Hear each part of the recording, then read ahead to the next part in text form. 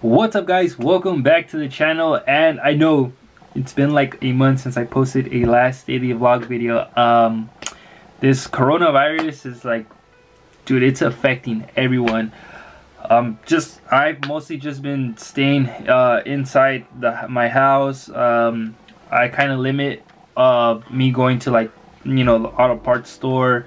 I rarely go out. The only time I really do go out is like if I have to go to the grocery store. That's where I usually wear like gloves, a mask, and I just keep my distance from people.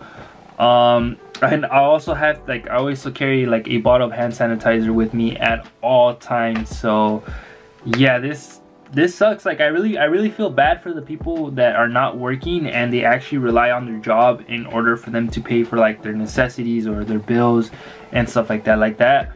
That really sucks, and it's not gonna get better until everyone, you know, follows the procedures of trying to stay home and limit yourself from going outside. Like if no one's doing it, then this thing is not gonna, you know, it's not gonna get under control anytime soon.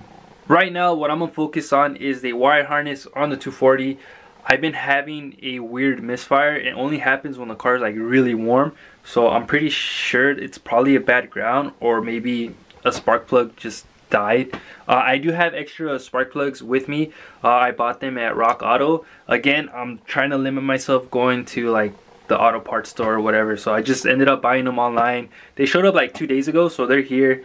I have them right here. They're just the NGK ones. NGK, the G Power one, if you guys want to see that real quick. Yeah, so we'll go ahead and head to the 240 and we'll see what's going on with the engine. So I need to find my keys and then we'll head out. I'm inside the 240 and I just ended up swapping out the spark plugs. I mean, I only spent like around $12 for these online. So the previous spark plugs I did have were the copper ones. I'll show you guys the part number. These are, the old ones were V-Power NGKs and these are the G-Power NGKs. I think the difference was the V-Power ones are copper, if I'm not mistaken, and these are platinum alloy spark plugs. Went ahead and switched them out. It seems like it's idling a little bit better, but right now I'm gonna just check the timing as well. That way I want to see if the car is like it's advanced timed or it's like, I don't know. I feel like the timing's kind of messed up as well, because sometimes it gives out like that when it idles. You hear like a couple pop sounds. So we'll go ahead and see if that can be a problem. So if you guys have a single cam, a KA24E, the timing should be at between 15 and 18. I'm just gonna keep it safe and just leave it at 15. The way you do the timing on the single cam is you have to remove 2 screws on the distributor. It's pretty easy. Let me show you guys real quick. So this is your distributor. You have this bolt, this gray bolt right here on top, and then you have another bolt right here in black right there. You don't necessarily have to remove the screws, the 2 screws.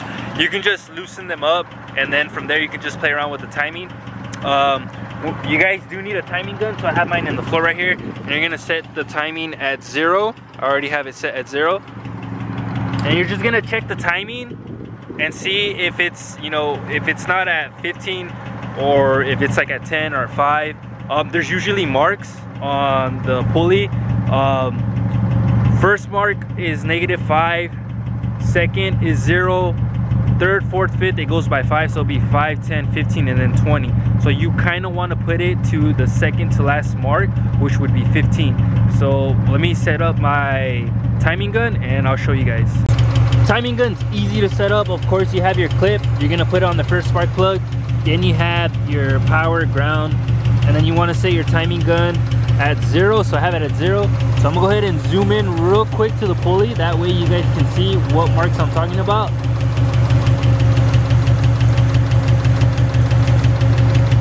Hold on, guys. Kind of hard with one hand. All right, you guys can barely see it, bro.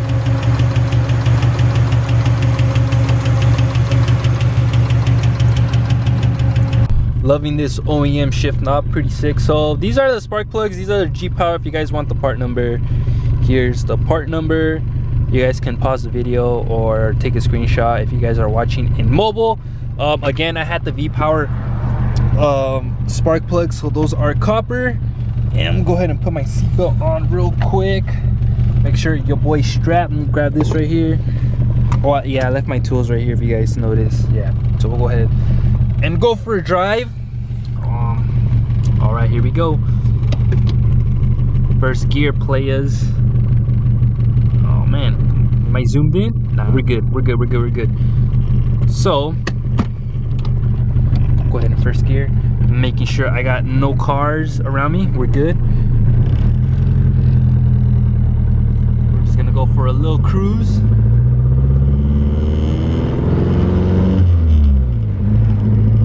Actually sounds pretty decent. I kind of want to like, I kind of don't want to, but that's the only way we're gonna find out. Here we go.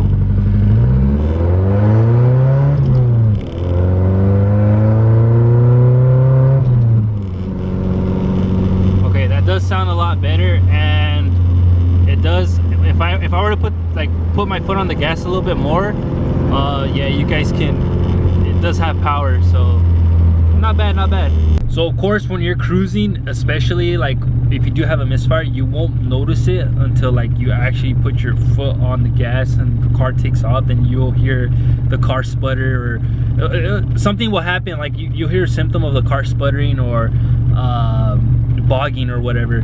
I didn't want to do the pull there, but that was like the only way I was gonna be able to tell if the car was misfiring.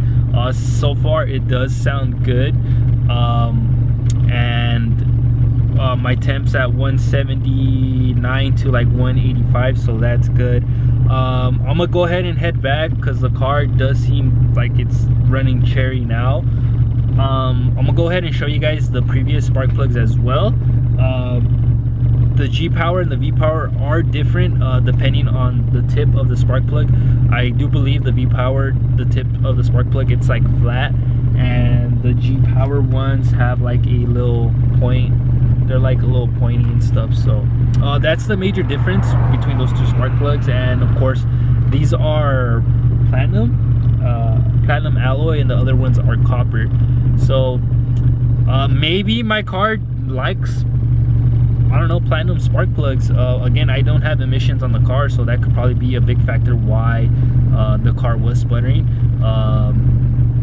But other than that, I'm gonna go ahead and head back, let the car chill for a little bit, and then we'll probably close out the video. So I'm back at the spot, and I don't know why my cameras are acting funky, but tomorrow we're actually gonna tackle this part right here. I'm gonna go fill up the car tomorrow morning. It's probably gonna take like $10 because I know for a fact I have a full tank of gas. So I'm just gonna fill up the car, drive back here. We're gonna have to remove all this stuff again just to get to the cluster, take it out, and then we'll adjust the fuel gauge. That way I know for a fact that when I'm driving, I do have a full tank, and that's pretty much not like scaring me that I have half a tank. But other than that, the car is running solid. I'm very, very happy that, you know, I swapped out the spark plugs, and I'm glad that I did check the timing. Seemed like the timing did make a big difference. Again, I was off by like, I was at 15, but I was like around like, I want to say like 14 and a half to 14. I was like right around there.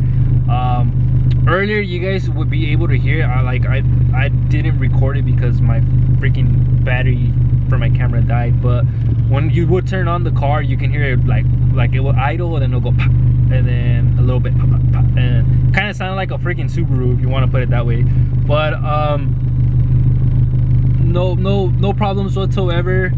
I do want to clean up the interior just a little bit more, and I do need to get rid of this body kit. That's the next thing. And in the summer we are going to take out the KA24E, and I'm going to repaint the engine bay. I kind of have a color that I want, and hopefully it'll turn out like super sick. by then I should have a new body kit, a new kit for the car, and it's gonna be pretty sick. So just stay tuned for the daily vlog. I'm gonna end today's video here. Hopefully you guys enjoyed it. Please like, share, and subscribe.